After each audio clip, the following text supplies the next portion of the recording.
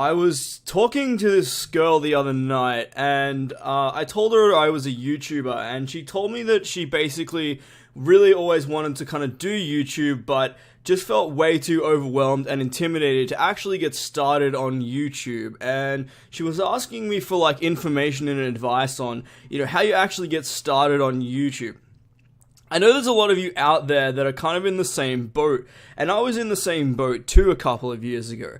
I really wanted to make YouTube videos, and I've always made YouTube videos on and off, and I've had different channels in the past, but I've never had the success that I have now. I'm really grateful for the audience that I have, but ultimately it was built through hard work. But you can do the wrong kinds of hard work on YouTube as well. So what I want to teach you guys, and I guess share my experience, and if there's other YouTubers out here, because I know I have people subscribe to me who have much bigger channels than me, and that's so cool as well.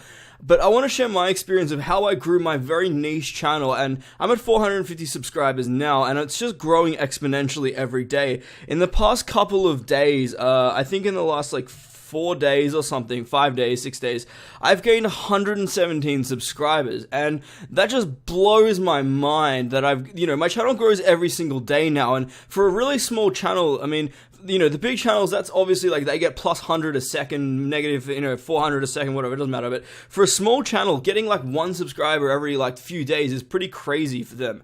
And now I'm at the point where my channel gets 5 subs a day, 10 subs a day, and that's just so amazing that people really want to watch my content. But there's a formula to doing YouTube, and it's not all about, spamming your content everywhere. So let's go ahead and, I guess, dive straight first into that. So the first question you should really ask yourself when you want to do YouTube is, why do you really want to do YouTube? Now, for me, the reason I started doing this YouTube channel, and I apologize, I've got a little bit of a cold, but the reason I started doing this YouTube channel was because I really like technology, and I really like programming, and I really like, I guess, making things. The feeling of, making things with my hands and the process of going through all of the uphill battles when you don't know how something works, and then you figure out how it does work. I wanted to share that experience with a wider audience, because I think it's something that's quite special and unique to programming.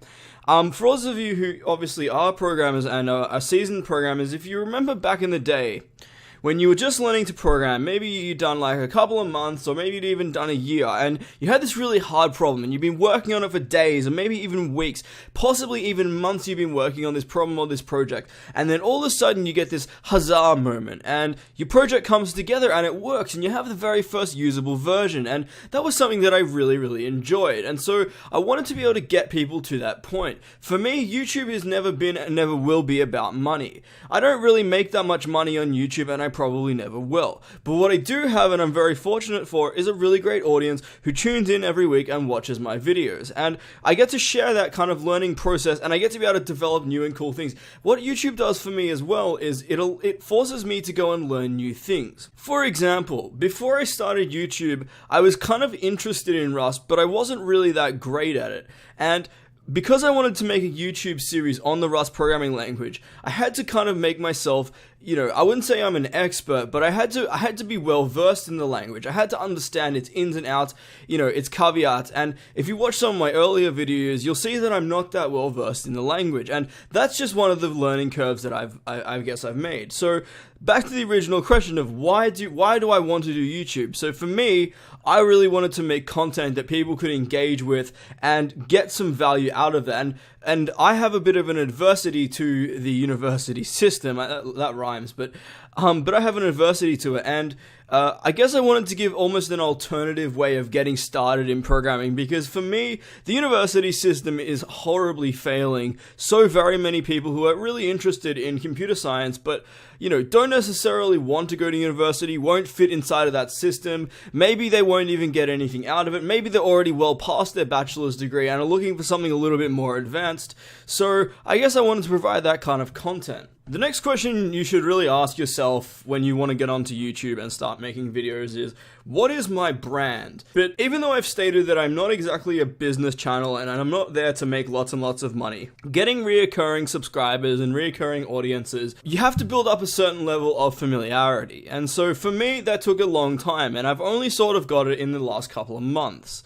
For me, that format is a combination of a few different things. It's my voice, and it's the way that I present my videos. And my format or medium, I guess, if you could say that, is I've got a nice microphone and it's clear, and I try and be articulate and expressive in the way that I do my videos, as well as thoughtful in the way that I produce the visual content.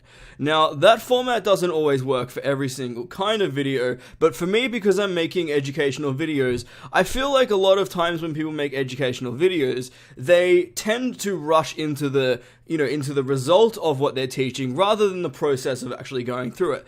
And as someone who struggles to, I guess, get through the process the first time, believe it or not, I find it really important that I break down the processes, even if the information is not necessarily 100% technically accurate. I try and convey the point in such a way that, you could go and research the point yourself, but ultimately the things that I'm explaining, you can relate to real world sorts of scenarios. So to find your format or your brand, for example, a good example of that is when I start a video, I almost always start the video with something like, "What is going on? Blue Eyes Guy here," and that's part of my brand, right? Like, that is something that I felt natural. I guess I kind of got it off older YouTubers who would do that kind of stuff, and I know it's totally lame now, and no one really does it, but I've been doing that since 2013, and that's another way that I get really comfortable with the rest of the recording, which brings me into my next point. One of the other points that she stressed with me was, I feel really uncomfortable recording, and I couldn't make it through an entire recording without choking up and whatever else like that, and I totally understand that perspective. If you guys remember, about a couple of weeks ago, I posted up a video, and I said at the start that I have a panic disorder, and it makes recording videos very hard. However, as I've done them more and more and more, I kind of get used to that recording, and the way I tend to, I guess, calm down and make the videos and record it and say and articulate the things that I want to articulate is, I think of like my audience as a small little family, and I do have a very small audience. And so what I tend to do is I think, well, if I was just sitting in a room with someone like I am right now, and I just go ahead and explain it to them, how would I explain it to them? How would I run them through the process of getting them to the result that they want to get? And so that's how I tend to make videos, and I find that actually helps me, breathe and calm down and whatever else. And so I guess that's it. So the question is, like, how do you calm down and just, let the video flow naturally, whatever else? And it's about practice and doing it over and over and over. And often I will have to take maybe 3 or 4 or 5, recordings of a video, and it can get frustrating, it really can. But I think at the end of the day that the finished product that you should be producing is the best product that you possibly can. And if that means that I have to suffer a little bit of frustration to get a video out that you guys can actually watch and really enjoy, as opposed to a lot of the other videos that are out there that have basically just been slapped together, they're very monotone, and I have done some monotone videos, and I am sorry for those ones, but in general, I try and keep them upbeat, uplifting, all those kinds of things. And so, it's all about finding who you are and I guess projecting that onto YouTube. Now, I would give you another rule. If you're someone who's very monotone and, I guess, doesn't really know how to project themselves in front of a camera or even in real life, what you should do is, you should never be disingenuous to your audience, and this is how I basically am in real life, the way I'm talking to you guys right now. But what you should kind of try and do is, if you're a very monotone person, take your personality and try and turn it up to 100%, then take 10% off the top. So you're really 190%, I guess, more over the top than you normally would be. And the reason you want to do that is, it's very hard and it's very, sort of monotonous to watch a video that just drones on like this, and it's, even if you're watching, say, a technical review, or, I don't know, even if you're watching someone build a compiler, right? That's one of the most boring things I could possibly imagine watching. But if you're watching someone build a compiler and they just drone on like this, you're gonna fall asleep. Whereas if they say, "Hey, what's up guys, we're building a compiler today, and, these are the technical details, and by the way, this compiler is going to be backed with LLVM, so it's going to be totally awesome, and it's going to be a really nice language that we're building called, like, Doge language, for example," right? So that's the way that I would basically approach recording your videos. The next question is, how do I find my audience? Finding your audience is challenging. It is a really challenging task, but it's not impossible. And it's also not luck or magic. For me, finding an audience is both very easy and very difficult. It's very easy because there aren't a lot of people that can make the kind of content that I make. There's a lot of people who are becoming privy to this kind of stuff where they're becoming programs and whatever else, but there's not a lot of people that are willing to do the time and do the research and whatever else and make these kinds of videos. Some of my YouTube heroes kind of inspired my videos. Two of those people are Bucky Roberts, which he runs a channel called The New Boston, and another channel is Void Realms, Brian Cans, who I'm kind of talking to at the moment, and heads up, we might be doing a collaboration, we might not, check that one out, but those two guys are like my absolute YouTube heroes in this space. They make videos that, I don't know, they got me to where I am today, and I'm very fortunate that those communities exist. And what I've been able to do over the past couple of months and even years is find where those communities congregate on the internet and I guess share my content and actually provide some value, answer some questions that those communities might have. And this Rust series kind of stemmed actually out of that. The Rust community was in its absolute infancy when I started. There wasn't a lot of content out there at all. In fact, there still isn't much Rust content out there. I believe I have the most, or almost the most amount of videos on Rust on YouTube. And so I'm trying to fill a space that needs to be filled, I believe. And the only way you can tell whether you're actually filling that correct space is, are your videos getting, positive responses and all those kinds of things. And so to find your audience, you've got to find where your communities congregate. A really good place for that is Reddit. The Rust community on Reddit has been so nice to me. I can't even thank them enough. It's pretty crazy. They let me post my videos. They let me get away with all sorts of things that I guess a lot of other communities wouldn't let me get away with. And in return, I try and provide them something of value. And I know the Rust community really wants to grow. And so I guess the service that I'm providing back to them, for them letting me broadcast my videos out there, is I'm helping spread the message of Rust, and I'm trying to help teach the Rust programming language to absolute beginners. And so for me, the places that I like to share my videos and show people is places like Reddit, Facebook groups, which is, I'm part of a lot of programming groups on Facebook, and I like to get my videos out on there. And, other tech spaces and whatever else. IRC is a good one to have your videos reviewed and discussed, and often people who are just lurking in the channel will click your videos, and, there's all these kinds of places, and it's all about finding it. But let's say, for example, you wanted to run a makeup channel. That would probably not be your audience, and you would have to go and look for your audience somewhere else. But just know that your audience is out there, and you can find them. You just have to look. You have to know where to look. And that brings me to my next point, which is, where am I actually going to find my audience, and why should I be making videos, and what does my audience want? I guess that was a really bad way of putting it, but what I'm trying to say is, when you make videos on YouTube, you should be making them because you have an expertise, or you have something you're really incredibly passionate about that you want to share with everyone else. And it sounds very cliche to say, well, I make videos because I'm passionate. Because, let's be honest, absolutely everyone says that. And it's, not everyone does put passion into their videos that they say they do. And a really good example of that is someone like Casey Neistat. He's an amazing creator and he's an amazing content producer. But he said it himself just the other day. The reason he's ending his vlog is there's no fire in him anymore. He's just making it for money, just making it to make ends meet. And while I understand that, in principle, I think that he's better than that, and he wants to prove that to himself. So if you're just making content, and I hate to piss off a whole bunch of people here, but if you're one of those people that runs, say, a Minecraft YouTube channel, and you don't really add any value to your content, so literally all you do is just run around on the screen, and you just record yourself playing, and every occasionally you'll say something like, oh, I'm planting TNT, right? You're not really going to be able to grow an audience because there's nothing to connect with you. Your subscribers aren't necessarily always there to engage in that kind of a content if you're a gamer.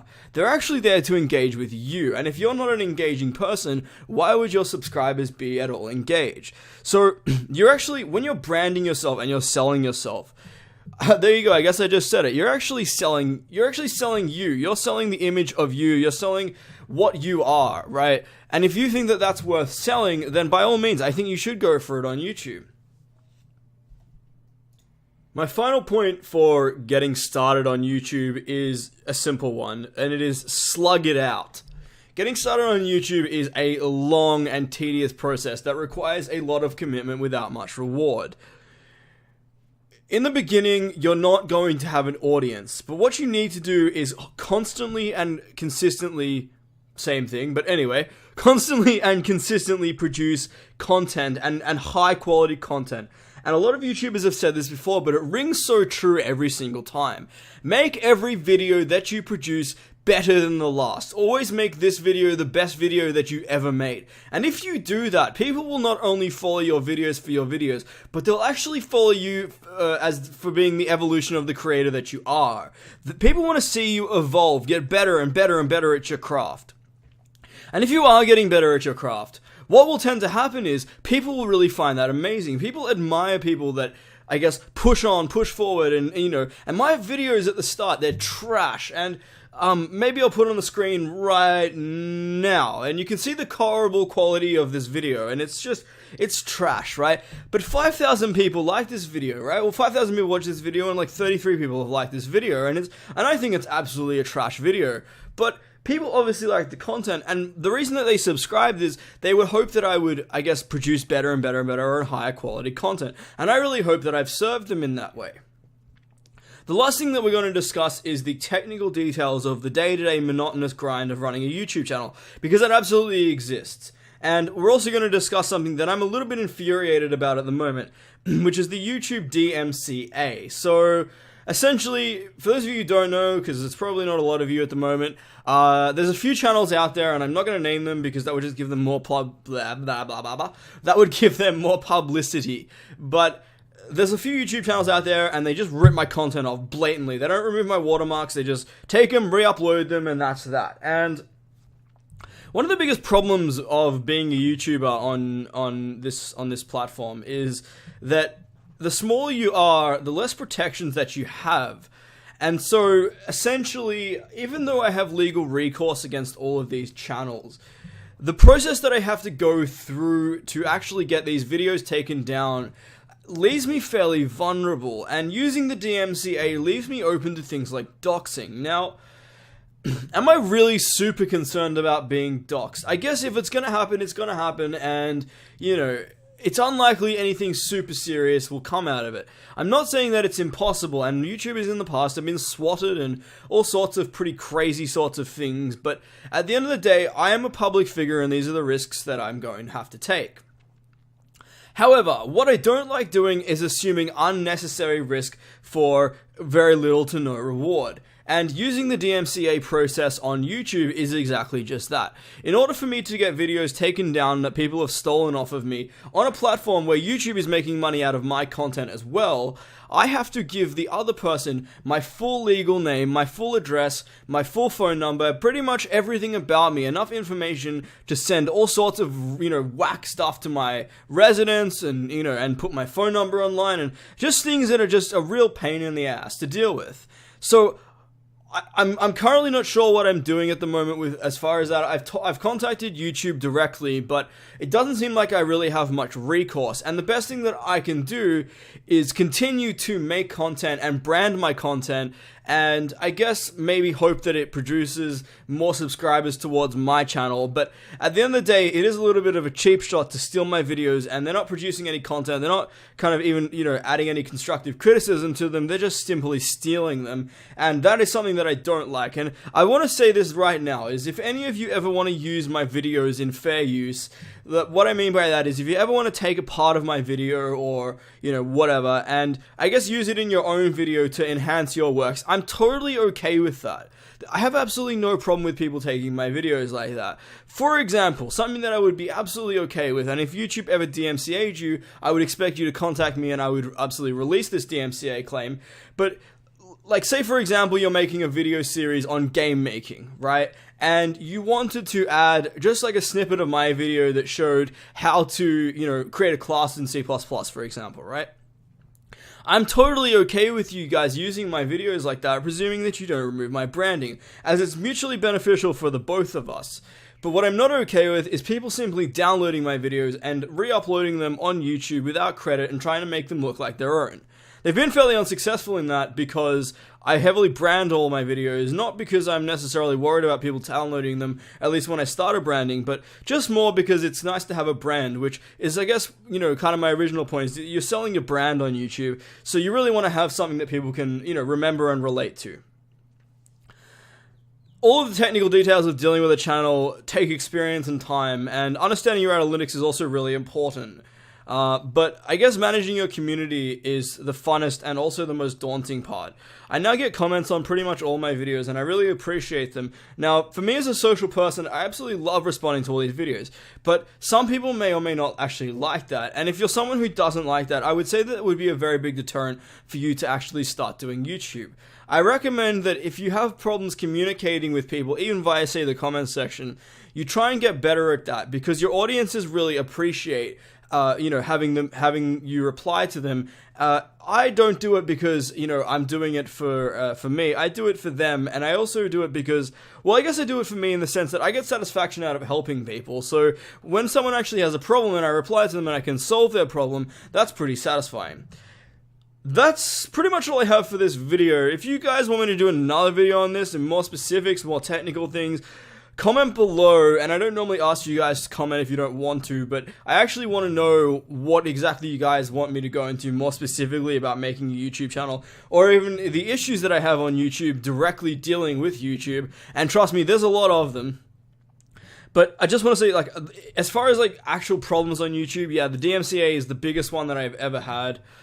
It's just a terrible system. I get randomly striked for no reason, and then the strikes get redacted, and, you know, it's just ridiculous. But, you know, there's nothing much I can do about it, so I just have to live with it, keep producing good content, and not have a whinge about it, because there's nothing I can do. And, I guess just keep loving you guys more and more. And I would just like to say thank you so much. I have 450 subscribers. I'm gonna be at like 500 according to Social Blade soon, but I'm sure I'll hit that even quicker than Social Blade thinks, because I've smashed all their other records out of the park, which is totally awesome. And I love you guys very much. Rate and like this and all of the cheap stuff that I have to ask you guys to do to stay ahead of all of these people stealing my videos. And I love you guys very much, and I will be putting out the next video, which will be, Rust at Work, will be coming out, I think, on Tuesday, so stay tuned for that. And my next Rust programming tutorial will be coming out Thursday. Saturday will be another Rust programming tutorial, and I might have a little collaboration announcement with Void Realms on Sunday or something like that next week, so look out for that one, guys. And I really appreciate everything you do for me, and if there's anything I can do for you guys, let me know. Alright, I'm done, I'm out, see ya.